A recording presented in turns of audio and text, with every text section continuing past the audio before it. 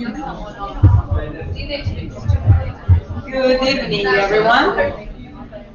Welcome to another one Science Cafe, part of our Distress Street project. This time we'll be spending our evenings trying to figure out how to get ready with our two special guests. Our guests came all the way from University of Pecs, so I'd ask you one big applause for our Professor Szabó Péter.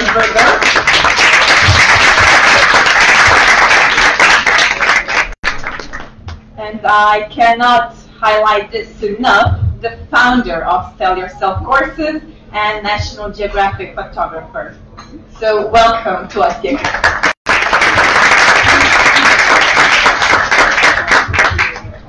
And today we also have assistant lecturer of these courses, but much more as well, a person who is teaching English, jiu-jitsu and singing, Peter Szabó.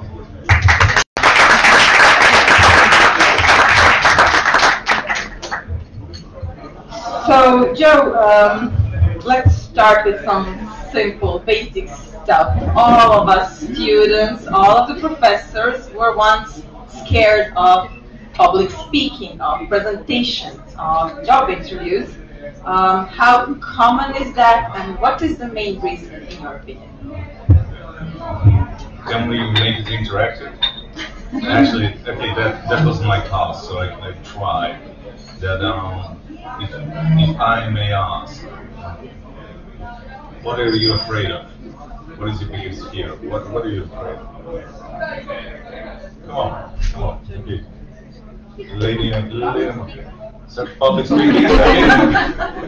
Should have said anything else, but no. Okay, who votes for public speaking? Raise for hand. Public speaking. How many of you? Okay. Thank you. No, someone even at the back, but I see. Okay, you're still with us. Okay, anything else? Anything else? What are you afraid of? There was death somewhere. No, but don't tell me the statistics. Okay, don't be a spoiler, Peter, please. Oh, I have one great fear. What is that? I'm terrified of frogs. Don't ask me why. I didn't bring frog. Okay, frog. What else? What else? Okay, we have animals. Anyone else is afraid of any kind of animal? Rats. Okay, thank you. Clowns. Sorry? Clowns. Clowns. Yeah. Okay. That's a very interesting thing, by the way. The clown phobia. Anyone else?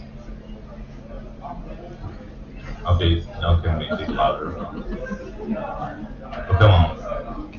No one else is afraid of anything. Not living up to my true potential. Thank you. Yes? Depths, like depths of the sea, like deep sea. Deep sea? Okay. Yeah, but it has all the same. Okay, so why? Okay, you should ask why people pick my courses. But then my answer will be most probably credit, unfortunately. Well, at the end of the course, there is some enlightenment, but I would may I ask Peter why people go to you to learn jiu-jitsu? Well, as you might guess, the main reason is fear, actually, of physicality, fighting, and then many of us want to defend ourselves. And if you're talking to a man, and if the situation gets out of hand, there's always the threat of going physical, obviously. And people would like to get familiar with that, because the more you know about what you fear, the less you're afraid of it. Yes, it's my main point is it's like self-defense, but what is it about? Like, have you? Okay, there are a lot of young, amazing, beautiful ladies here, and okay, are you convenient completely to go alone home during midnight? Completely alone? Not really. What are you afraid of? It's always, anyway, whatever we do is always the unknown. So if it is a job interview or being attacked, is the unknown. fear of the situation that I don't know what to do. I cannot control it. So, and okay, the statistics is there are several studies. Some of you might read it, but no one mentioned death. By the way, there was one guy. Okay, someone mentioned good. At least there was one. But it's very important to clarify the basics because in these studies, and they were repeated several times, public speaking is always ahead of death. So my question is why? Anyone has an idea? Maria. Because we cannot imagine that, but public speaking we can imagine. We can imagine. Yeah. Thank you. That's something very important point. Yeah. And this is one thing. There were a few people who came back from that. But what if I say that public speaking is actually fear of death? You mean? Let me prove it to you. There are these real extremists. You probably hear or read about them who are just with a backpack. They are crossing thousands of kilometers in a rainforest, or they are just kayaking, but again with just one backpack or very minimum equipment and only with a knife in the Arctic, and they survive. And they have their statistics, and say yourself, what is the number, what you need to know. It's 3. And there is the rule of 3 of survival, so let's make a quiz. So the first rule of 3 is 3 minutes maximum without what? You can survive maximum 3 minutes without what? Air, thank you. Or breathing, yeah, it's that. Second is 3 hours, and we talk about real wilderness. 3 hours. This is something what people don't get most of the time, but think about it a little bit. Extreme conditions. Warm, okay, you're getting close. Yeah. Any other ideas? 3 days without water. You know the next step, yeah. What could it be? Sorry, Nick. We were speaking 3 hours. Yeah, but still 3 hours. Yes, exactly. Shelter. So in the middle of the Sahara, daytime, without shadow, without a safe place. Now, even if you have water, if you are in a snowstorm, without proper clothing, without shelter, you don't survive. 3 days. Water, 3 weeks. Food. Okay. What we consider public speaking situation. How many people need to be in front of you that we consider it public speaking? What do you think? How many people? 3. 3? Good. Very good. By the way, it's only 3, so it doesn't have to be 30 or 300, but why 3? Because if it's only 1, then it's dialogue. 2, you can mediate that conversation. And 3, for me, that's critical mass. People that you address to. Yes, exactly. But there is. You're absolutely right. But there are a couple more things to understand here. What happens? Yeah. Okay.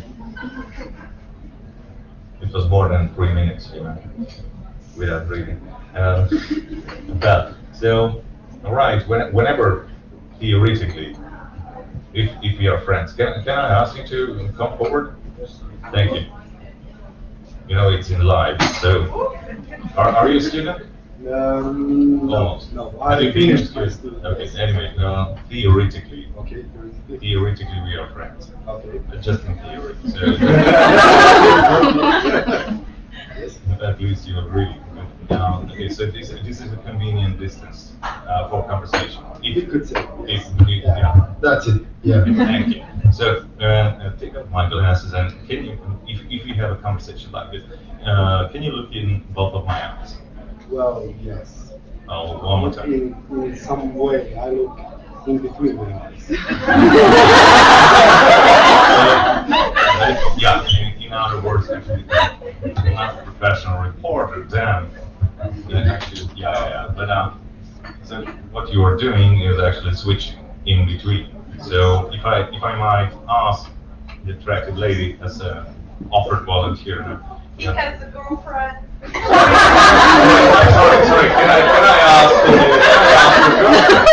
Can I ask your girlfriend to come over?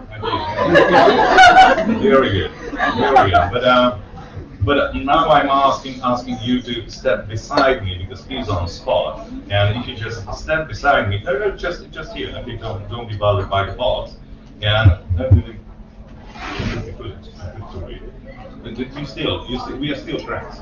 Yes. I'm not stealing. No problem. Okay. No problem. Then you move forward a little bit, please, and just I just let me direct you. So we still have this conversation. Okay. So if you're talking to both of us, what are you doing? I'm switching my concentration between you two. Yes, exactly. So can I invite a third? Can I invite a third person who's? Okay. So. Can I have you? Thank you. Yeah, and yeah, okay. Then how can we solve it? So we're still gonna have step beside me, please. Okay. So if you are trying to involve all of us, then what you are doing? Hold the mic. If I would like to involve all of you, I would step back so I can see all of you. Because if I come too close, then it's hard for me to move around.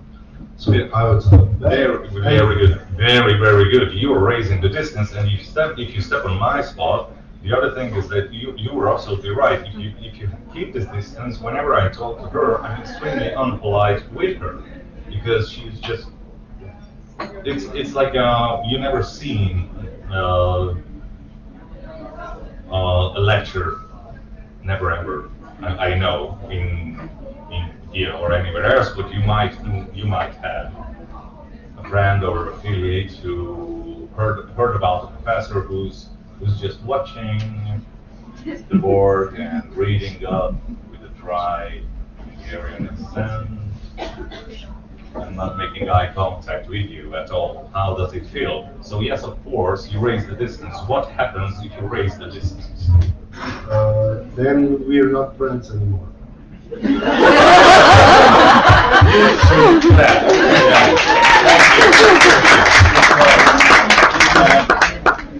Thanks a lot. It's very important that because what happens to you and think back. Okay, what about our gene set, which determines our reactions, how we behave? When was it selected? When was it selected? How many years before? Let me help you, not after Industrial Revolution. A little bit earlier, when human language started to develop, something about 100,000 years before. Think about planet Earth 100,000 years before. What was the environment? Same as right now. 100,000 years before. Environment. Not the atmosphere, the environment. A lot different. It was more threatening More threatening, why? because there are like wild animals who lived among us. We didn't have like any shelter or something like that to hide from them. So we lived in some kind of We lived synchronicity in with very them. small communities, no constructions at that time, definitely, and there were a lot of predators around who were not afraid of Homo sapiens, which was way shorter, by the way. So actually, whenever you get away from a group of people and you are alone, you have only a couple minutes or maximum 3 hours to survive. But most probably you are dead in couple minutes. So, and this is built-in reaction. So whenever you get away from a group, then you're done. And actually, this is what I wanted to prove or convince that this is why public speaking is so fearful, that only the distance itself determines our fear. Fear of the unknown, because what are we afraid of? Whenever we are away from group. Any idea? They will leave us. They will need us. Leave us, okay? Why? We could say something to offend the group. Yeah, offend the group. Whenever others observe only you, what are you afraid of? Their judgment. Judgment, yes. And well, we have separate, a lot of sections at CERSEP courses about the role of first impression. But let's bring it in. Let's bring it in a little bit. And since Peter is a assistant lecturer, I give you this part. First impression, how quick? First impression, what do you think, how quick it is? What's the time? It's like the matter of seconds, I would say. 3 seconds. 3 seconds, okay. 3 seconds. And Wonderful. yeah, vote for more, vote for less. Nice. How much time does it take to form first impression? Anyone, it has to do with the number 3. 3 seconds. Milliseconds. Minutes. 30 seconds, 30 yes. 30 Someone seconds. said 30 seconds. 30 seconds in public speaking, yes, but okay, let's just thank you. Now let's play the game. Just ratio. Think about a scale from 1 to 10. How How determining first impression is. Okay, and please be honest with yourself and with us. I will reveal my judgment as well, but how important first impression is for yourself whenever you are judging someone else. Very. From 1 to 10, so who is from 1 to 3? Only 1 to 3 when 10 is the maximum, when you are the most judgmental. 1 to 3, no one? Ooh, lucky. Okay, then I stay. Okay, 4 to 6. Okay, way more. 7, 9, 10. Okay, mine is 10, sometimes 9, when I have to give the second chance, but most of the time I don't. Whoever stayed in the middle, I'm asking you to consider how many human contacts you have just in a day or during a month or a year, and for how many people you give a second chance if you don't have to. I know I'm provocative, but if you don't have to, and the person gave a bad impression, will you do by yourself? Will you approach? Most probably not. So, and it's extremely determining, and what could be the first impression? Word. What else? Posture. Appearance, yeah. Posture. What else? I agree with posture 120%. Mood. I could say the smell, the sense of Smell. smell, because it's really important for Yeah. first impression, because we associate smell with emotions really highly. So when Yeah. you smell some kind of smell you smell in the past, and some person smell exactly like your first love or something like that, you would immediately have affection for that person in most of the cases. No, thank you. I just realized that I didn't sit on my glasses, and it's good. Now I'm not scared that much, but I had the fear. So yeah, it could be the smell, but anything. It can be anything, because if it is a phone call, then your tone. The tone of voice, yes. If it is a lovely shaped lady in the bar at the back, sorry, I didn't mean that, darling. Yes, I did, but it's just a thought. Then it's just a silhouette. Anything. It can be anything. But First impression, there are stages. Only the first is fragments of a second, and we judge immediately. And well, okay, we collect information about another person maximum 3-4 minutes, which cannot be changed. Almost nothing. Second chance is very rare. And this is something which is crucial to realize whenever we talk about fear, first impression, because if you know what to do in certain situations, it doesn't matter if it is a job interview or a street fight. How long? Wait, Peter. How long is a fight fighting judo, jiu-jitsu, or in martial arts in general? Well, it entirely depends on the rule set, I would say.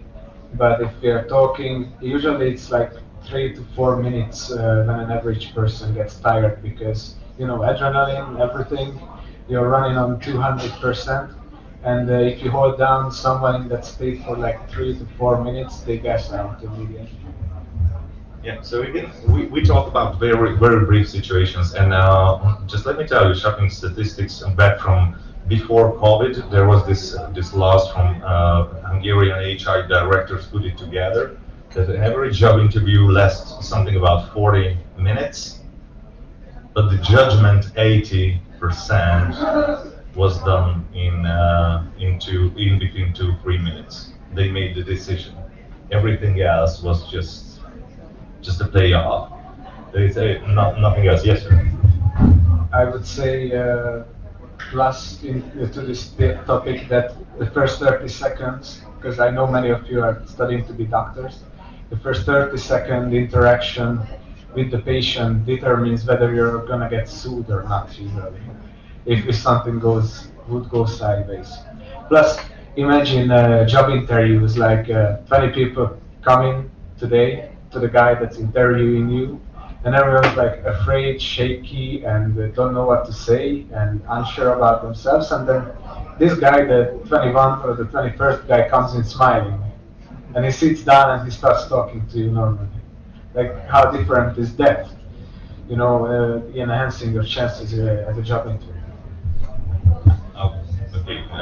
I have a story. Okay. I have a lot. Okay. So after my first story published in National Geographic, I got a phone call. I was in the lab, what I hate. By the way, I'm not a lab guy. I'm a field guy. Sorry, Maria. No excuse. I hope we still can be friends. I have to work harder, but We'll think about the first impression. yeah. Now I got the second chance from Professor Hefker, and I demolished myself. But anyway, I just suffered in a lab, and I got a phone call, and I see him from the number. Okay, it's international call. It's from England. And then he introduced himself that, hello, I'm Mike Salisbury, I'm the producer of Sir David Attenborough, and we are planning a new film series on invertebrates, and we've seen your story at National Geographic, and we would dedicate an entire sequence for your story, and we would come to Hungary, so would you work with us? And of course I sent them to hell, so who wants to work with David Attenborough? So of course I took the opportunity, and I'm very proud to say that I was not just working with David Attenborough, but I got drunk with David Attenborough as well. And okay, I keep the details of that one. But I was at your age, somewhere around or whatever. So I was way older. I was 25, but really I was 25 then. And I get this phone call, and I was the scientist, the fixer, the organizer for room and board, for food, for everything. And he knew exactly that, okay, maybe the first impression was positive, but then I put together the picture, and I was worried a lot. So whenever he called me again, because we had to talk a lot, he recognized the typical behavioral pattern, what everyone else performs whenever you have this huge weight on your shoulder, that you get the opportunity of your lifetime, but it's just too heavy. So even if he called, or even if I called him back, he developed the strategy, and he's picking up the phone always like that. And sorry, I'm going to go away because it's very important that you don't see my face, but you just hear me. Peter, would you please call me? Call Mike.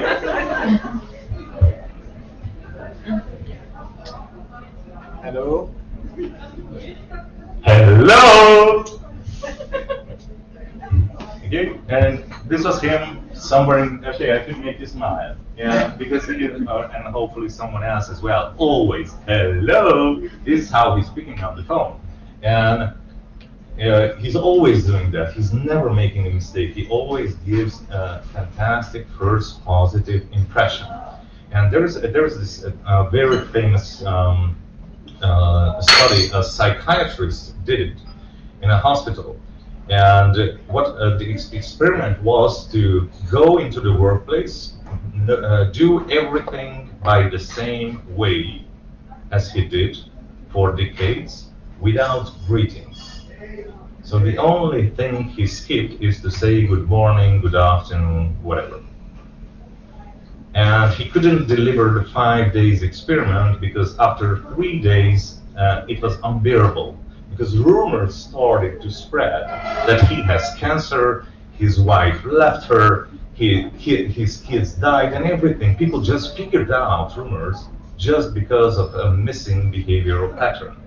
So after that, I just came up with the idea, what I learned from Mike Salisbury, because I really got frustrated whenever I worked in sales about this typical Eastern European pessimism. So you probably faced with it, maybe definitely not in Croatia, but okay, let me talk about Hungary. That you go into a cafeteria and they have this attitude, like, what the hell are you doing here? Do you really want to buy stuff? Do you really want to buy all this and I need to click all of them and this is why I get salary? Why are you existing? Have you ever met with this attitude? I know not in Croatia, never ever, but in Hungary, yes, I do. So, and I'm sick of it. And so I started to bring, especially to my clients and to receptionists and everyone, with a wide smile and bringing positive attitude. And after a couple of weeks, I just got this amazing reactions from everyone that, oh, you just bring sunshine to our life, you know. And it's trainable. By the way, whenever I was on stage as a dancer, and I had a professional status in the U.S. as well for a year, and we had Hungarian wedding on stage, and I was the best man. I mean, not in a way, you know, the best man is master of ceremony. In the Hungarian, I was the best. Anyway, I had to deliver a talk in Hungarian in the US 80 times. Okay, do you know that everyone in heaven speaks Hungarian? Did you know that? No? And do you know why? It's a fact. Because it takes forever to learn that freaking language. I agree with that. Yeah, okay, thank you. Now we have an agreement again. And and I had a long talk because there is this tradition that the bride at midnight changes the dress from white to red. Do you have that? Not red. Not red? But there is a change in Hungarian. The red is the sign of first sexual attempt. Okay, back in times it was that. So and it's obviously the first blood sign. We still keep it. They still change to red. But this is the backstory of it. So, but she really had to change, and during that time I had to deliver a talk. Of course, I was extremely frustrated. So I started to act and play with my tone, and after a while, people, they still didn't understand nothing. Okay, it was always a new audience, but they started to laugh on my talk. And I was in a bad mood. I performed very well. It was a 2.5-hour show, not only Hungarian, many Eastern European, including Croatian folk dance. What we had to perform, And I was not in that mood, and people weren't laughing. And the manager at the end of the show just pulled me over. Joe, $50 penalty. I was like, what? I did everything. I didn't know what you didn't do, but people weren't laughing. So you definitely didn't bring the passion what you used to. So it's $50, and it will be $50 penalty every time when you don't. And then I learned the lesson that it's showtime. It really doesn't matter what my personal problem is, if I'm on stage or if I'm on duty, just deliver. Deliver, you force yourself. So I brought that in, and I had amazing results in sales. And then I made the experiment. I didn't smile. I say good morning or good day. And guess what happened? My wife divorced. I've got cancer. My kids are sick. And all that. And it was terrible, really. In a couple days, they just developed these. And they treat it as a fact. So, and what about first impression, how you get on stage with your opening theater, by the way? We have these open mics events at Page as well, and we will have one after this Science Cafe. And usually I just go up, smile at everyone, and say, "Let's go!" You know, and that kind of moves people at least to pay attention if they are not laughing at it at the first time. And it really, if you go into the room, if you observe any kind of teacher, coach, or anyone who is in the kind of the center at that moment, their mood will determine the mood of the whole class. So if you go into the room full with kids, they are the most honest people on earth. And if you go there like, they will be like, you know, and you will see the reflection on their faces. So everything you do from the moment you walk in, every word matters and every smile matters. So yeah, that's what I would say definitely. Actually, what I was going to ask, by the way, Sarah, do you have questions or are we okay? I'll let you finish your thought. We still can talk. So, have you seen Ice Age? Ice Age movie? Yes. And have you seen Frozen? Okay, but I guess I had to see Frozen way more times. I live with 4 women. I'm a good Muslim. And 3 of them are my daughters, but after a while you realize they're all women. So, and but Ice Age gives a lovely example about this. And this is the mirror neurons, what you most probably learned of, I don't know. Only Maria is nodding. No, it's not good. You got okay, yeah. And you should hold the mic. You will get that. Where's the baby? Here's the baby. Where's the baby? Nothing Korean. But you remember the first reaction that the little baby stops and smiles, and then the next one is like, as a practicing parent, I must say, and well, actually, I'm dealing with kids from the age I was 10 regularly. I'm babysitting over, even though I'm suffer with this epsilon chromosome still, but stereotypically I'm not a babysitter, and I love to study them. But as a practicing parent, what you realize that it really doesn't matter how harsh your kid feels. What will they do at first? What is the first reaction if a little kid fails on the ground? Look at you. Yes, look at you. This is the first thing. They look at you and they look at your face. What is your reaction? If your face is, oh my God, they will immediately start to cry and you will have an entire bad day. If you have the attitude, then they just continue playing. So it's a huge responsibility, and whatever you reflect, it will affect the attitude of your opponent as well. I mean, opponent, whenever you are sitting with the risk of a final exam in front of Maria Heffer. Okay, not maybe not, but neuroanatomy or anatomy exam or what is the that exam here? Biochem? What should we choose, pharmacology or biochemistry? Biochem, okay, you have that. Biochem in pitch as well. And whenever I try to talk about the attitude of professors with anatomy is kind of a big thing in pitch, and with the professor, Dora regularly, and she just replied that, hey, Joe, come on, as a practicing professor, okay, there are 700 students here every semester who try to pass anatomy, and more than 50% cannot do it for first time. If you think about it as a human, that even though I'm not alone, but we need to hear the same story,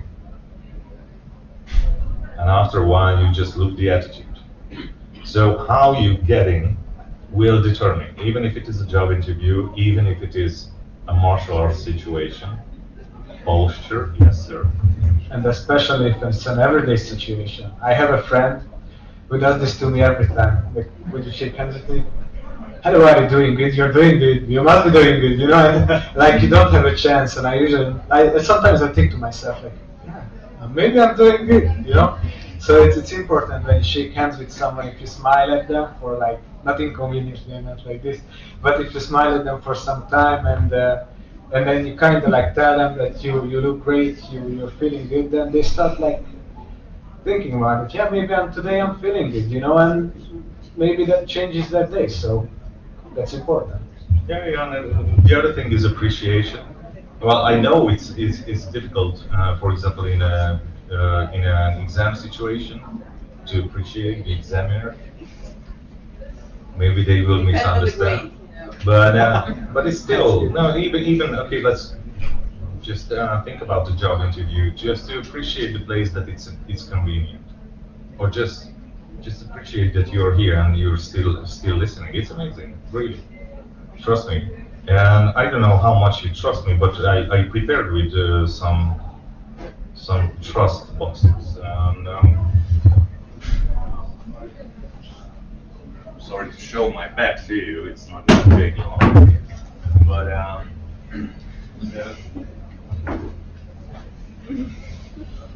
okay. No. Yeah, thank you. So wait, I don't want to advertise anything. It's not about that. Okay, let's see. So, if I say that there's a snake in one of these boxes and there's a rabbit,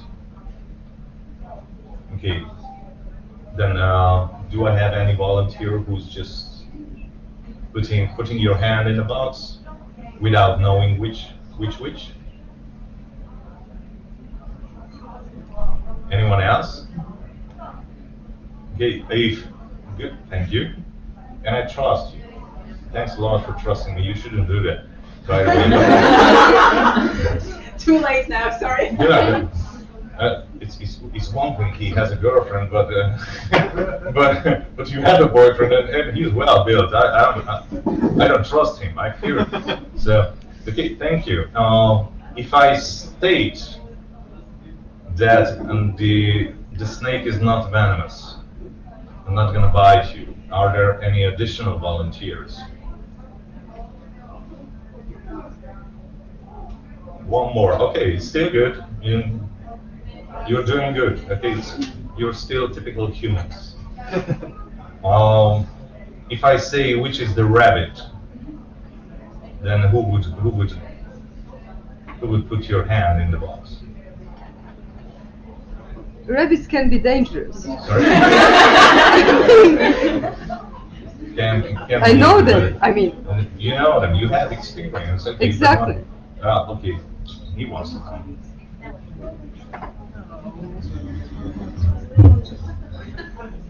You thought it, I'm not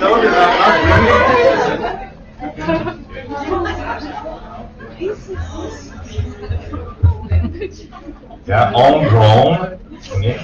He was born in our barn in Hungary, and fertilization was assisted by my daughters, and it was a planned pregnancy, and he's going to be a father. Actually, he's a grandchild now from Hungary. It's okay.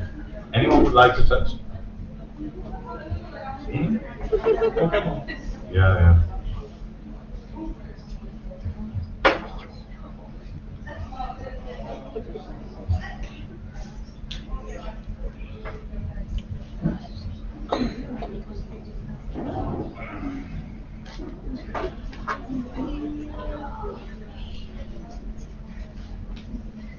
Okay, and oh no.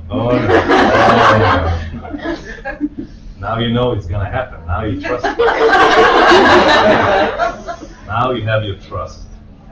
And oh, Peter, please help me, because you know the story until it's in that. Can you just list the colors in judo from the beginning? So it's the kids or the adults? Let's go with the adults. Very beginning, yeah. So it's usually white, then blue. No, not jitsu, judo. Judo. I believe then White, starts yellow, orange, green, and then blue, brown. And I'm not an expert in judo. oh, sorry. No, but my daughter's doing judo,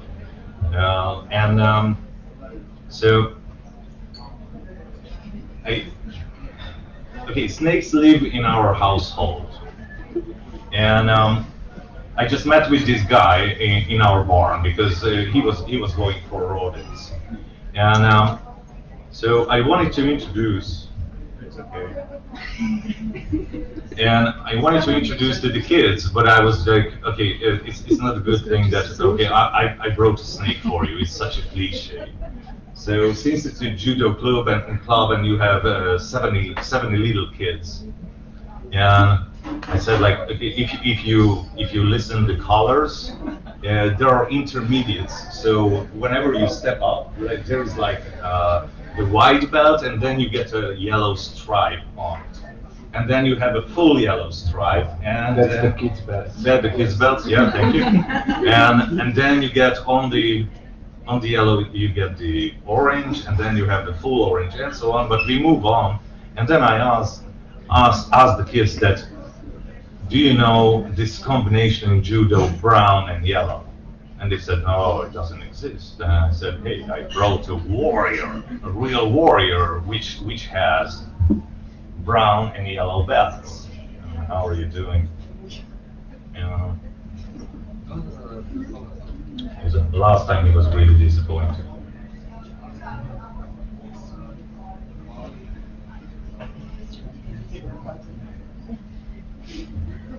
Okay, here we go.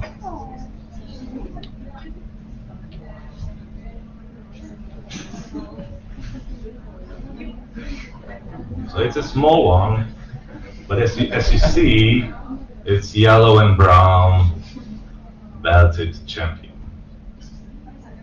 Yes, it's a real one, by the way. So if anyone asks, and then you might be friends, but I don't know him that well. I must notice we have one very interesting face over there in the back. And yeah, now I put it down, and I'm not gonna do it with you because you're adults. You have way more fear than kids. But I put it down, and whenever they surrounded, it showed really the aggressive movements, what I don't want to evolve. Okay, it's a protected species. But everyone got the point. Everyone really got the. Can I have the mic, please? Remove the snake. So, yeah, if you grab the mic, then I'm happy.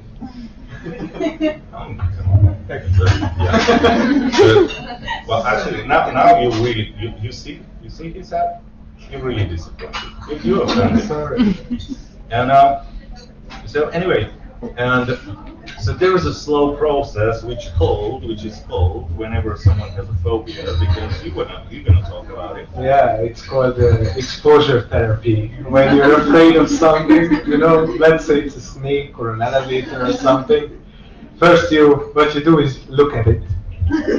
What you do is look at it, and then slowly you convince, and it's not gonna eat you.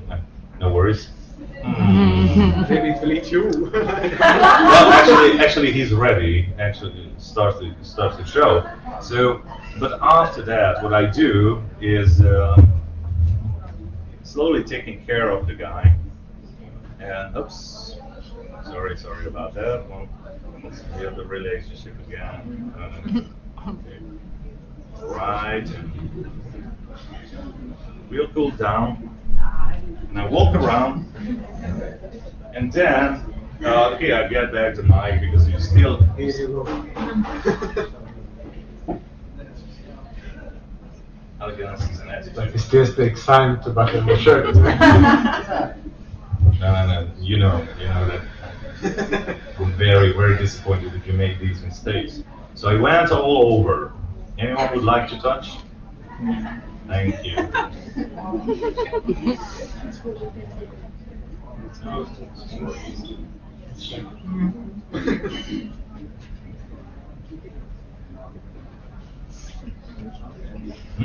Anyone else? We good?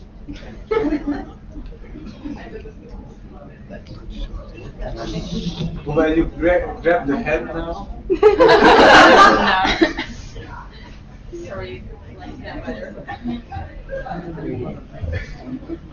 Those are biologists, you know. No. It can grow up to 2 meters, by the way. Anyone else? Anyone else? On the back. I go. Wait. Here we go.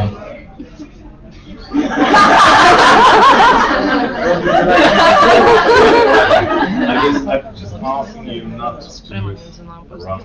Oh, I'm not running away. By the way, it's a lot more safe if you grab the head. But it's not exposure therapy. It's kind of. It's always funny whenever I have a snake and it starts to. Oh, thank you for coming forward. Don't start with the head. It's okay.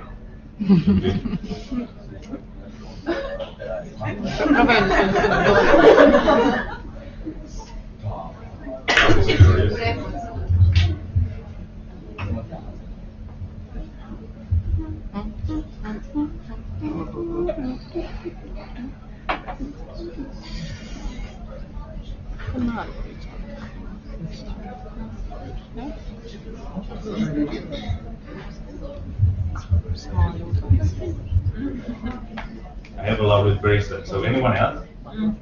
No one else? No one else. Yeah. Okay, thank you. Not there.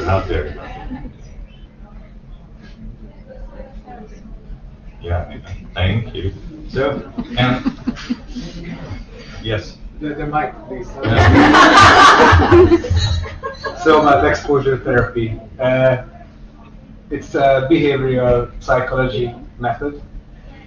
You slowly expose yourself to the thing that you're afraid of. So if it's a snake or an elevator, first you look at the snake, and then you maybe at the picture, and then you maybe the next day you will look at the snake in a live form, and then the next day you might touch the snake once, or you might go to the elevator and touch the elevator once, and then the next day you step in and out of the elevator, and slowly you are getting to know, well, a friend or the elevator, and you won't be afraid that much, and it makes you braver if you expose yourself to these things slowly. And then just my final story for okay, keep your eye on Melange, please. This is his name.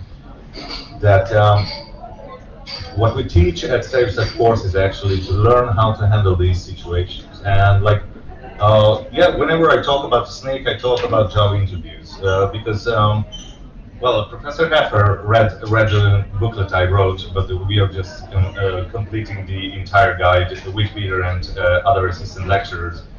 That we discussed the most frequent questions, which is guaranteed that it will be asked. But out of 21 questions, what we discussed in the course, well, the book contains more, but what we discussed, there is only one question which means exactly the same what it means grammatically. Everyone else is asking something different. There is something in between the lines. And this is what we teach. Whenever you have it, you recognize the pattern. Whenever you recognize the pattern, whenever you know what is it about, then it's not fearful. This is the same thing with the snake. So I had a different environment with the kids, and of course they're not adults as you, so they don't have that much of fear. But the end of it is that I walk around, they form a large circle, I walk around and I ask everyone, with no exception, that you need to touch the snake. Everyone has to. And I had this little kid. He just came from kindergarten and started to stand up a bit. And then he just stepped back from the row or from the circle. And he just looked at me that, sir, I have a terrible fear. I cannot do it.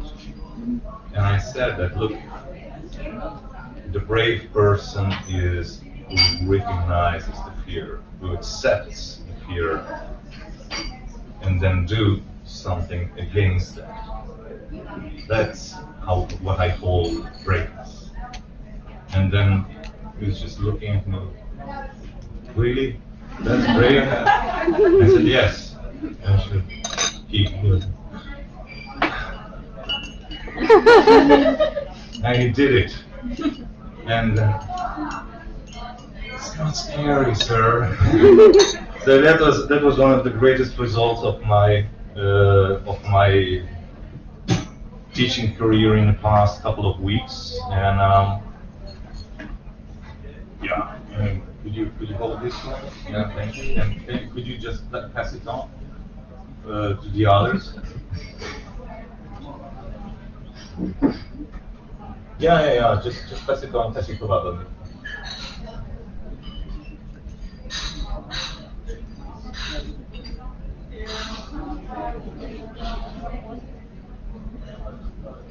Wait. Yeah, so from the three things actually, and you didn't have any problem to touch this plant, but this is one of the most lethal plants in Europe. Yeah. Okay, but why? Because you didn't have the fear. You didn't have any stereotypes, no worries. Just because of touching, you will not have anything. The seed is the most poisonous of all, but this is one of the most poisonous plants in entire Europe. It's called Datura splendens in Latin. Yeah, and thanks for global warming. Okay, I hope you learned something from here, from my side, and I pass on the words for Peter. Oh no, there's another thing. There's another. Oh, sorry. Didn't mean that. Then there's this one which is growing as well. Can you recognize this? Yeah. To je isto otrovno. To je isto otrovno. Is it poisonous also? It's poisonous, yeah, but this is called Solanum nigrum. But Solanum. Do you know what Solanum tuberosum is? Potato. A species which ensures the living of billions in this planet. It's called potato, and they're actually siblings.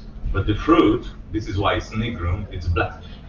And I had friends, have some, and they have little kids, and they live in a farm, and they have a lot of plants like this. And for the older brother, who was still in kindergarten, oh, sorry, Peter. No, I'm fine. Practicing therapy. Very good. So I'm going to expose you if you don't hold a good presentation. And so I taught him to recognize this plant and to be sure that that her little sister will not eat it.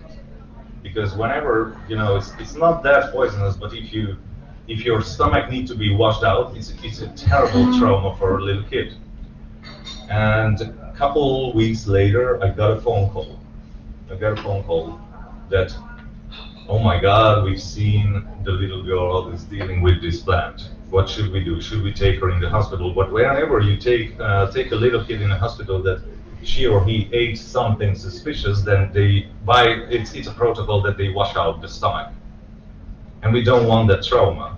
So then I was like, okay, please investigate from the inside, because it pains a lot, because it's black. It contains a lot of anthocyanins. So they just checked from the inside, so it was sure that she didn't eat anything, luckily. And then it was that. But it's all about knowledge. And then you have the trust. If you have the knowledge, so I would just inspire you to learn as much as possible, because the more knowledge you have, the more you learn, the less you fear. Learn the situation, learn how to handle, and then you will not have problems. Okay, Peter, I take away the snake. Please, and the mic. And I give you the mic. Thank you. And I give the mic. Thank you. Thank you, Joe, for this lovely introduction. We, I believe, discussed pretty much all important topics, but since we have to keep our eye on not only the snake, but the time as well, I'd like us to discuss one more topic. It's not a snake, but I do believe it has something that belongs to you here. So we already started talking about martial arts and fighting and the fear of public speaking and everything. And I heard that you're doing your research on how it helps with our anxiety resilience. So could you explain us a bit more about martial arts, about what you teach, and how jiu-jitsu helps? Okay, thank you. So before I start getting into this, I'd like to do a little experiment, and I usually do this with the kids, so everyone's opinion stays a secret. So I'd like you all to close your eyes now, and raise up your hands if you've ever been afraid, ever been stressed, or felt anxious or awkward. Okay, you can lower the hands and open your eyes, and to respect everyone's privacy, everyone had their hand up. So what I'm trying to evaluate and walk you through today is how martial arts can help with that. And it took me approx 3 years of blood, sweat, and tears to get this, which is my blue belt in Jiu-Jitsu, which is the first belt that you get after like 2 to 3 years of practice. But to give a bit of personal story before I walk through all this, at the age of 16, I placed first on the international world meeting of twin swimmers, and I was in the national team for swimming for like 2 to 3 years. And after the title, my body started not to work anymore for some reason, and I gained a lot of weight and lost my confidence as a result. And I'm in the PE teachers program, so I gotta exercise, run, throw the ball all day and everything. And I couldn't have that, that I'm not certain in my abilities, movements, and everything. And then I started doing jiu-jitsu and martial arts in general. I've tried a lot of them. And yeah, I went to a sport psychologist to figure out like what's going on, because I can't have this. As a PE teacher, that I'm afraid of moving. And what we found is that losing my sports career and starting this, because it's frustrating when you go into the gym and the guy who's like reaches this high and he beats you on Monday, Tuesday. You would think that not on Wednesday, but Wednesday is the worst, and then you go to Friday and everything and you carry on. And I couldn't figure out for the life of me for like 2 months what's wrong, why I'm not learning anything. And it turned out that I received a shock from losing swimming and then starting this because I didn't know where I was, who I was. So I had to rebuild myself from ground zero. And there's an idea which is proximal zone of development. Anyone has any idea what that is? Joe? No. Okay. So you are here as a person and you would like to achieve something. Maybe to, familiarize yourself with the snake. Or for me, it was to be certain in my movements and abilities and not to be bottlenecked by anxiety. And you're here as a person and you would like to reach that goal. And if someone helps you a little bit to achieve some level next day and next day and next day, and it's very similar to my previous idea, slowly you can build yourself up because you get happy about it. You get happy about achieving a small goal each day. And then you can go forward and forward and forward. And this is an idea that I like to promote.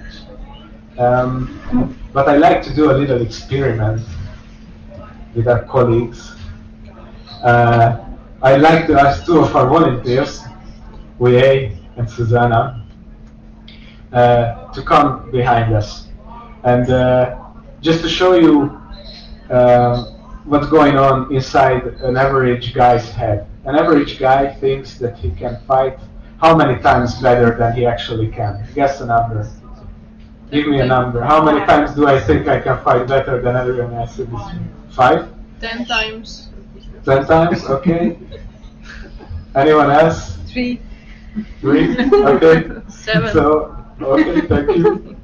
Well, the actual number is 4,000. It's like facing the whole Hungarian army that went against Sulaiman Sultan, which is not fun, let's just say. So I'd like to show how fragile we are with a little experiment, but before we do that, I'll give Joe the mic. Yeah, because 2 of my daughters are practicing judo, and and the smallest one that is it recorded? So I cannot say that little bloodsucker bastard, who I love, but otherwise. And she came back that we learned choking. Can I practice on you? And the first time I met with Peter, he showed up at the sales support and he wrote these statistics, and I was like, hey, I had epsilon chromosome as well. I have doubts that I'm that bad. And then, actually, that time, only 8-year-old girl practiced choking on me. And in judo, you knock. You knock somewhere that you give it up. Okay, I'm sorry. Yeah, okay, that's the proper word. So you tap 3 times, or actually 2 is enough, but the rule of 3 is nice. And I was just tapping, and okay, try it again. I cannot believe it, but I was just tapping again, and as a man, and what can we show it to be a strong man at first? Can we just demonstrate the rapist?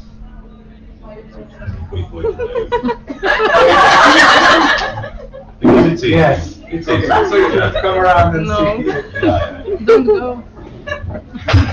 It's too late. They've been bribed into doing all this. Wait, and who? No, I think you'll be fine. Just hold the mic. Mine. 1 second. So what actually happens here? Just to be familiar with the whole situation. It's so shocking because many times people come to the gym to learn self-defense, and then there's like a 60-kilo girl beating up a bodybuilder guy. It's an interesting situation. And what we do is that we place our elbows to their chin, and the 2 hands block the collateral arteries here, and that prevents airflow and the blood flow to the brain. So it's like it comes really quick. It's actually like 6 seconds until you faint and 12 until, so yeah, just to show you how quick this works, we won't Heard anyone? And It's okay, we have doctors here, you know. They both have martial arts background, and we're really gonna do our stuff. Okay, so they're gonna tap whenever they feel it. They feel black is coming. not black is coming when it's uncomfortable. Just to make it clear, you know, this is safe and all. So then we wrap the hands around the neck.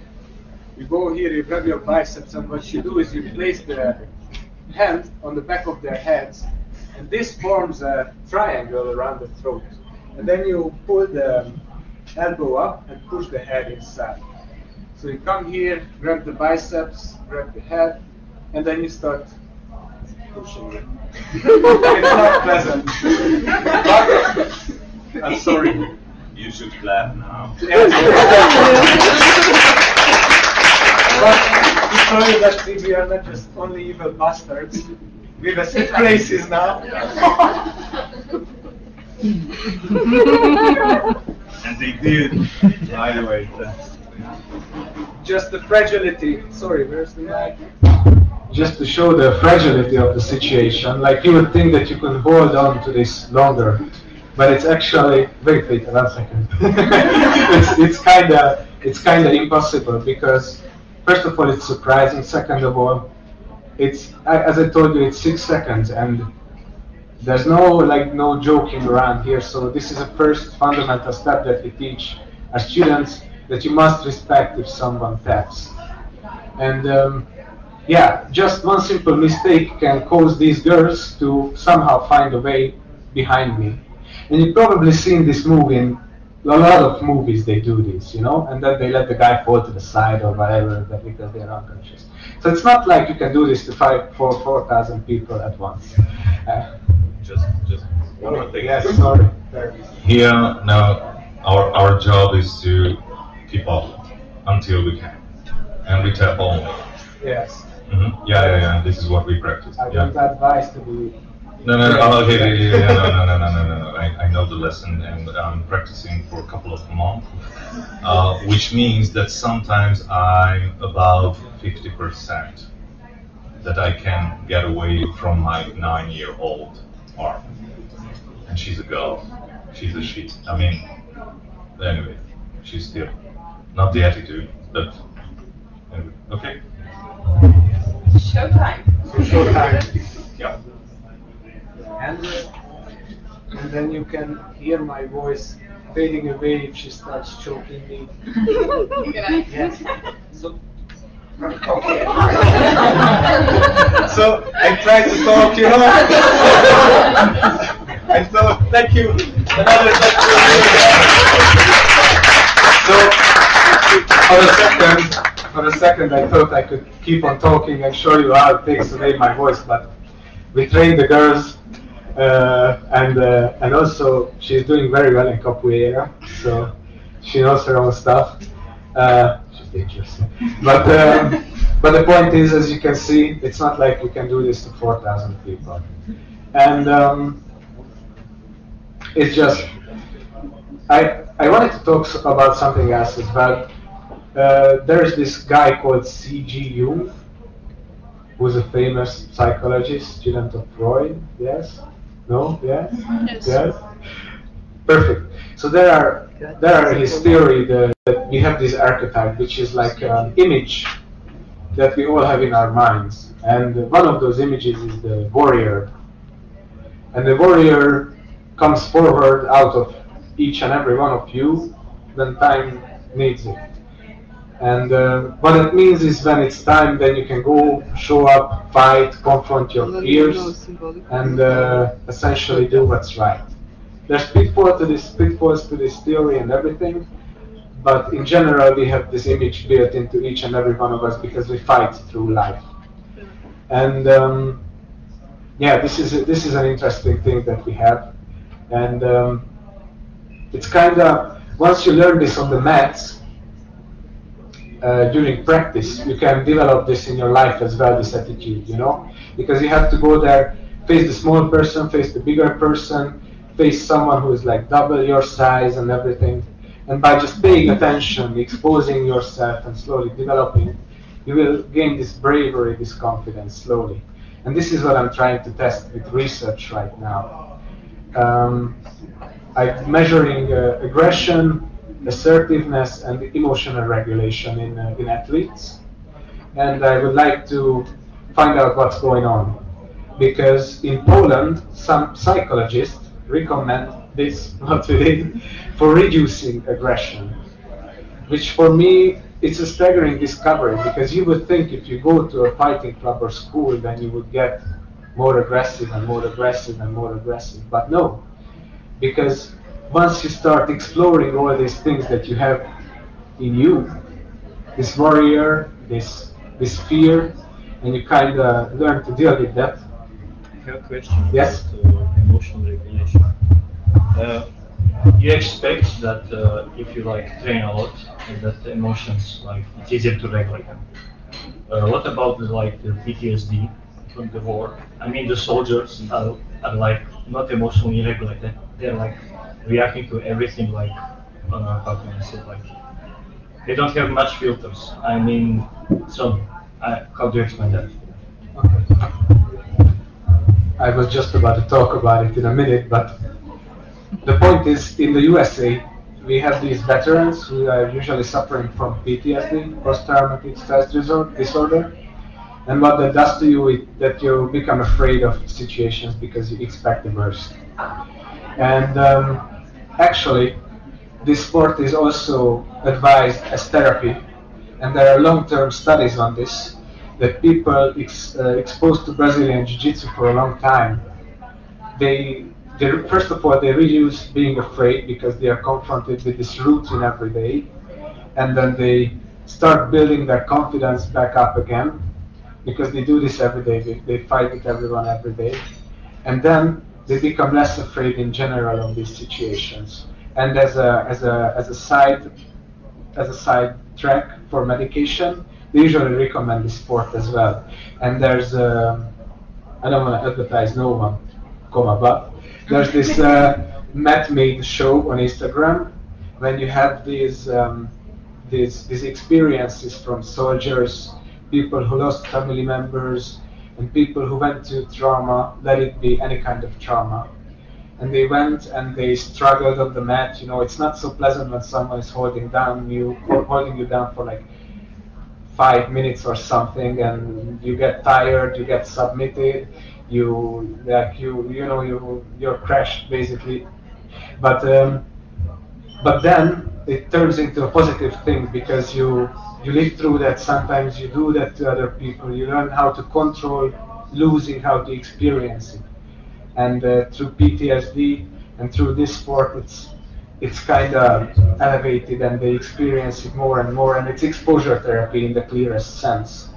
You put yourself in, let's say, in a more heightened sense of danger, and then you build up. Yes? Why did I recommend Brazilian Jiu-Jitsu? Why not other sports? Do you have some kind of Amazing question. Yes. So I looked at a lot of sports, and it turns out that if you do striking sports, which are amazing by the way, and it's really amazing to see how people can school you striking just like on the ground. So how I look at it is there's two kinds of sport, striking sports and grappling sports. So like judo, wrestling, and everything where you grab the other person, put them down, that belongs to the grappling category for sake of simplicity. And the striking is like kickbox, Muay Thai, everything. And there's studies on this, how you behave up on the podium, how you behave on the matches and everywhere. And what we found is that the Budo arts, which usually come from Japan, and they are more grappling-like, so judo, wrestling, and everything, they tend to produce less aggressive athletes. And there's this UFC, cage fighting, MMA sort of thing. There's a comparative study where they found that aggression levels go up in MMA fighters, and those who do jiu-jitsu only, then the aggression level lowers. And many times these sports are interrelated because in order to survive in the cage, you gotta know jiu-jitsu. But if you only do this separately, the studies found that it decreases aggression. But we don't know the full extent to which jiu-jitsu is out of the group. This is what I'm trying to determine right now.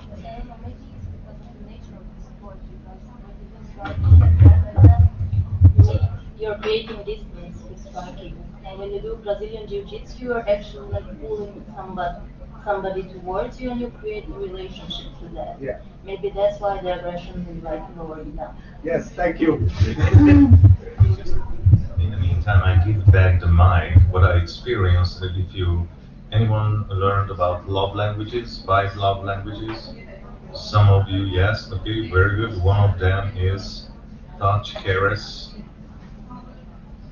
What they do in judo, jiu-jitsu, okay, but still, what I see, because these trainings, I can see my kids, they are transparent trainings. Whenever they explain something, how you should do it, you stay on the ground on your partner. So they have a lot of caress, a lot of touch, a lot of physical contact during the training, even though they don't do anything, they just learn. But they lie on each other, or they need to hold each other, but there is direct contact. Yeah, and what I would want to explore in the future is the relation between how much contact there is in a sport and how that influences oxytocin production. Because when you get close to, like, oxytocin is a kind of, let's say, love hormone that's produced between the child and the mother, and it's produced also after physical touch. And you kind of have more contact in these sports as well. And can I ask you to assist me for some seconds for showing the distance? You only have to extend your hand. Is that the deal? Thank you. So, having gone through teaching jiu-jitsu, if you would stand here. If you extend your hand, sorry, first you do this. Yeah. So hold it. So don't let me move it. Just hold it there. Okay. So I try to move it here. It's really hard for me. If I try to move it out here, hold it please, I can move it more easily. So this is one of the basic principles of thank you very much, by the way. We have a clap for you. So this is another principle of jiu-jitsu, this is how you can hold other people down, because when Mike Tyson, for example, wants to hit someone, he will usually jump to the side, start turning from his leg. Yes, so he will jump up from the side and he will turn his whole body, starting with the kinetic energy and hitting the other person. Okay. Thank you, Joe, very much. And the basic principle of jiu-jitsu is to, because this is the distance where I can hit you. If you are far away, I cannot hit you. If you're this close, I can hit you, but it's not going to be effective. So the point is, you close this distance in jiu-jitsu, you put the person on the ground, and because they don't have all this kinetic force to hit you, then you can control them. And what that means, then you're essentially holding down the other person, but there's still connection in between you. And okay, it's a kind of stress, but the stress can turn into a positive experience and into positive stress if the outcome is positive. So then after a while you can get even like addicted to the sport somewhat, and to any kind of sport. By the way, this is another topic I'd like to explore maybe, that if you find something that turns your brain off, that this is about choosing sports. If you find something that completely turns your brain off at the end of the day, let it be yoga, other type of fighting or anything. If you choose that one and your head is empty, that's when you know it's working. So yeah, this is what I would say to this one. This is probably the reason why it reduces aggression, but I'm on it. I'm researching. Thank you very much.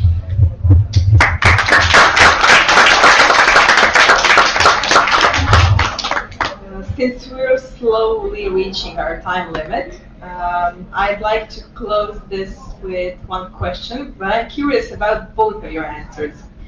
So you're both teachers. what do you think is the most important lesson for your students? I'll let you answer first, teacher. Okay. So, what I would say, I'm trying to teach the quality that I respect the most, which is no matter how bad the situation is, you're still trying to be good and trying to do good. And this, I think, reflects through what I teach in English classes, what I teach in Jiu-Jitsu, and what I teach no matter which class I'm trying to entertain or educate. When you know everything is going sideways, but you stay true and you stay there and you do what you have to do, this is, I think, the lesson that I'm trying to pass on, and I'm also trying to live through it. So.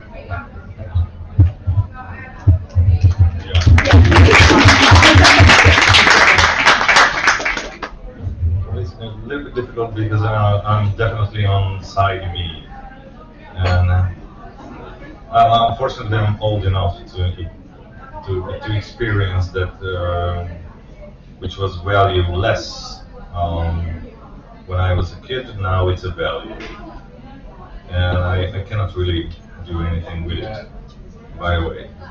So it's just the entire world just turned out of itself. Sorry, it sounds a little bit pessimistic, but what we teach in this course family, and by the way, let me appreciate Peter, because like how I picked him and invited to join our team. One thing was that, oh my God, this guy doesn't afraid of anything. Except The snake. Oh, well, now we know one of your fears, but no, that was one thing. But the other thing is attitude, and what we teach are skills. We're not frontal teachers, what we're doing, but this is something which is often forgotten, that what you need to learn are real skills, soft skills. Learn to smile. If it is showtime, be positive. I know it might sound cliche and it's very far from being a medical doctor, but it takes only 30 seconds. Yeah, it's like one of the anesthesiologist friends told me, communication for a doctor? Well, for me it's simple. If you communicate right to the family while the relative died, that you're not going to go to court. And that's a skill, I think, and that's a soft skill, what you cannot learn in a frontal lesson. Learn as much as possible. So the more you learn, the less you fear. But don't be afraid to fear. Okay, the brave person is who fears and wins over on it. That's my thing. Thank you.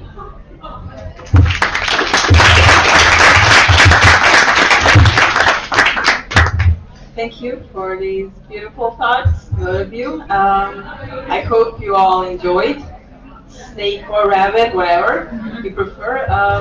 Do you have any more questions? We have some 10 minutes left. So if there is some question right now. Yes. There you go. Hi, I'm Carla, and actually I don't have a question, but I just wanted to show you appreciation because I'm a Jiu-Jitsu purple belt here, and so this means that I'm better than him.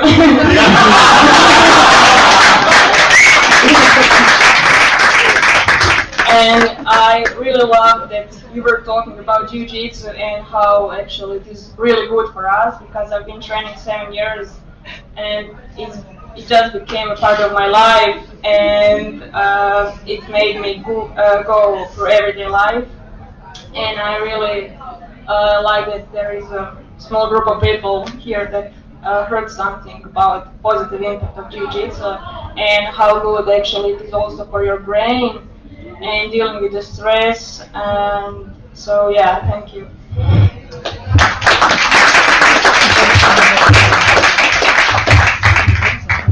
Do we have any more questions? Could you please enjoyed that. It's not gonna be hard for her, you know. I know. Just one thing. Okay, I don't know if you remember this. Oh, I'd love to come over and train sometimes here then.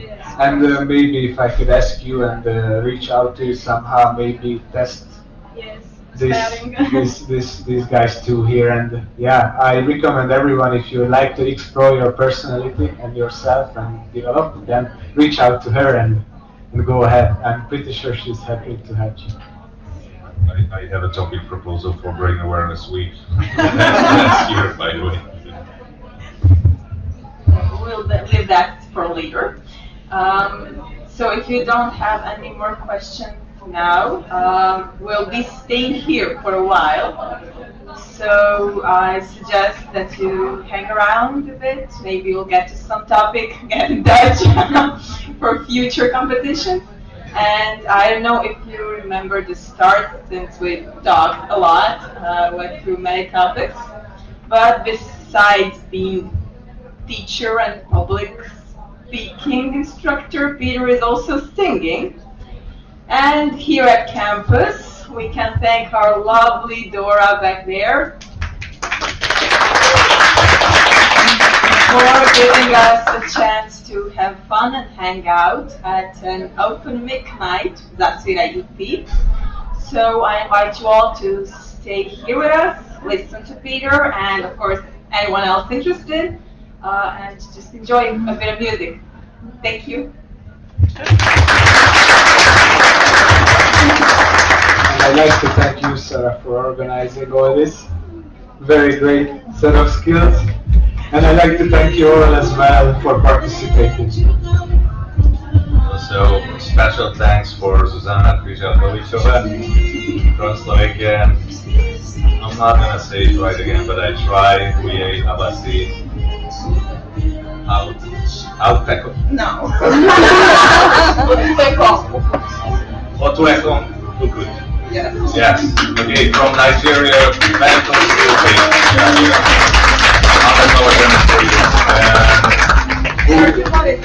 Well, the bodies, but there is someone who is hiding, who is extremely responsible for this event, amazing mentor and scientist, Professor Maria Heffer. Yeah.